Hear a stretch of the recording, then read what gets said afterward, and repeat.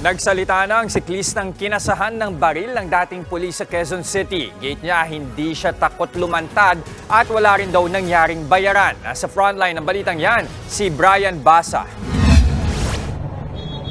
Tila magkasalungat ang lumalabas sa pahayag ng siklistang kinasahan ng baril at ng una niyang pinagsumbungan na si Attorney Raymond Fortun.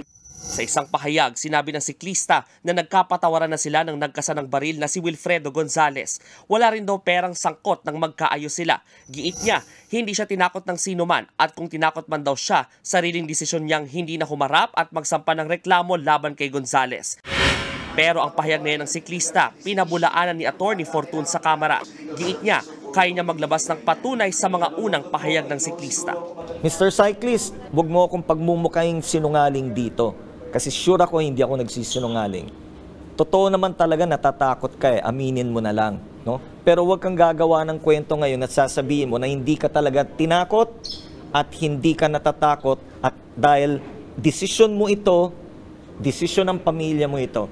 I can produce all the texts nung aming conversations na pinangangambahan niya yung sarili niya at yung pamilya niya. Dagdag niya, nasa siklista na kung babalik na rin ito ang mga una nitong sinabi sa abogado. Pero giit ni Fortun, hanggat walang lalantad, walang makakasuhan. Bukod dyan, muling pinakita ni Fortun sa pagdinig sa kamera ang dalawang video ng insidente ng pagkasa ni Gonzales ng baril. Isiniwalat din niyang posibleng may nagbanta sa uploader ng video na ayaw ring lumantad sa ngayon.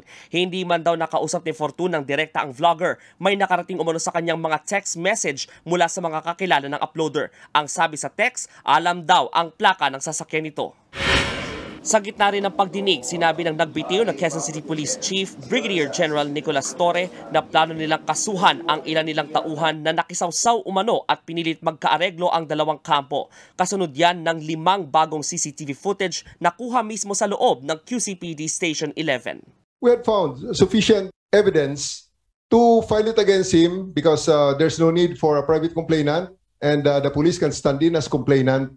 And also, we are very cognizant of the, we also found later that the SILG has also expressed his opinion that alarms and scandal can indeed be filed.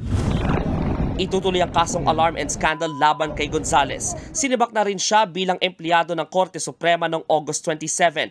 Siya ay contractual employee sa opisina ni Associate Justice Ricardo Rosario. Nagbabalita mula sa Frontline, Brian Basa, News 5. Mga kapatid, Jess De Los Santos po, maging maalam at may pakialam sa mga napapanahong balita sa bansa. Tumutok at mag-subscribe sa News 5 social media pages.